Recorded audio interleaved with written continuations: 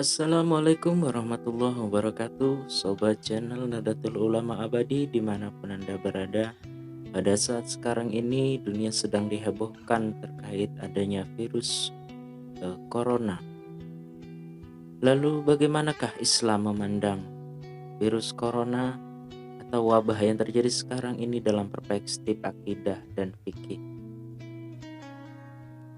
Di tengah merebaknya virus corona di dunia saat ini, selalu saja ada dua golongan yang ekstrim dalam bersikap. Salah satu pihak berlebihan dalam meremehkannya hingga menimbulkan bahaya bagi yang lain. Terkait kepanikan, ini akan menimbulkan kerugian besar sehingga layak dihindari. Tapi terkait tindakan meremehkan, maka bukan hanya potensi kerugian yang datang, melainkan potensi kematian bagi diri sendiri ataupun orang lain. Karena itulah, maka seharusnya kewaspadaan perlu diutamakan.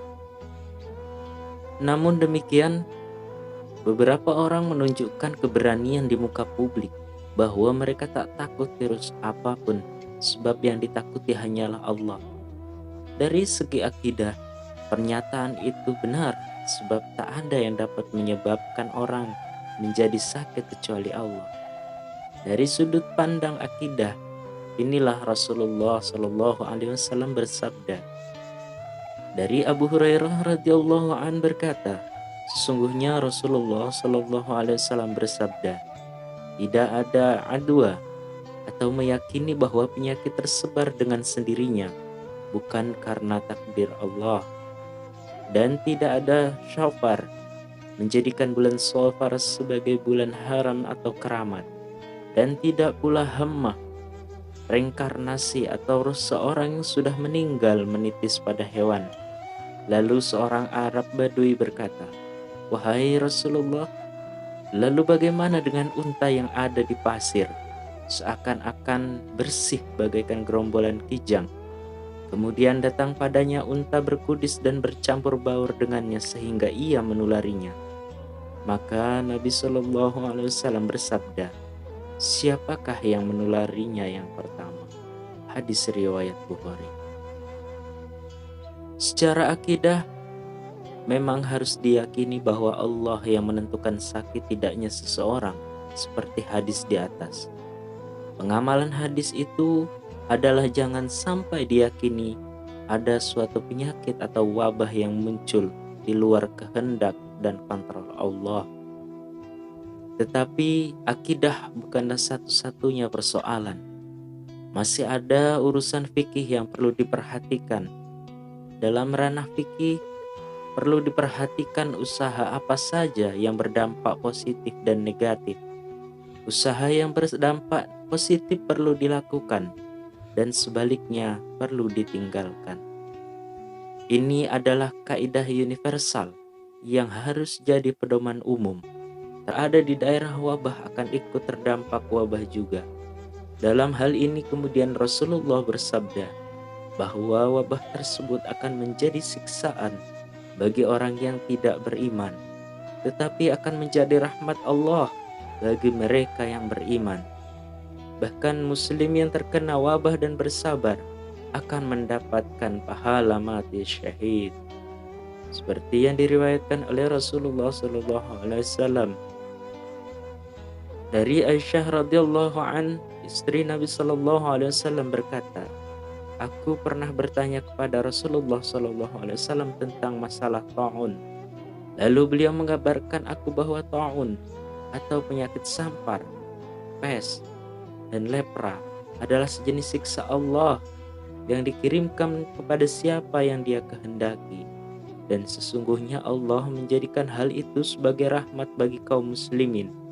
Dan tidak ada seorang pun yang menderita ta'un, lalu dia bertahan di tempat tinggalnya dengan sabar dan mendapatkan pahala, dan mengetahui bahwa tidak ada terkena musibah, melainkan karena Allah yang telah menakdirkan kepadanya, maka dia mendapatkan pahala seperti pahala orang yang mati syahid. Hadis riwayat Bukhari. Dengan demikian, Sangat tidak tepat apabila ada seorang muslim yang meremehkan peredaran wabah atau justru melakukan hal-hal yang bertentangan dengan instruksi Rasulullah SAW di atas. Misalnya dengan menampakkan keberanian menolak tindakan isolasi wabah.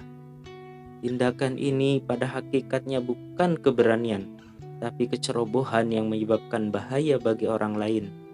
Segala tindakan yang mendatangkan potensi bahaya secara fikih tergolong sebagai tindakan yang haram, meskipun berdasarkan pada akidah yang benar. Demikian pula Nabi Muhammad SAW, meskipun beliau mengajarkan bahwa tak ada penyakit yang dapat menular dengan sendirinya tanpa kontrol dari Allah, namun di waktu yang sama beliau juga menginstruksikan agar yang sakit tidak bercampur baur dengan yang sehat, supaya tak terjadi penularan. Beliau Rasulullah SAW bersabda, dari Abu Salamah bin Abdurrahman berkata, saya mendengar Abu Hurairah dari Nabi SAW, beliau bersabda, janganlah kalian mencampurkan antara yang sakit dengan yang sehat. Hadis riwayat Bukhari. Taat pada instruksi Rasulullah di atas bukan berarti takut pada selain Allah, melainkan justru wujud pemahaman agama yang baik serta ikhtiar yang nyata untuk berbuat baik pada sesama. Wallahu a'lam bishawab. Semoga kita semua dapat terhindar daripada wabah corona ini, dan mudah-mudahan bangsa Indonesia segera terlepas daripada wabah corona ini, dan mudah-mudahan kita semua diselamatkan oleh Allah Subhanahu wa taala. Amin. Amin ya rabbal alamin.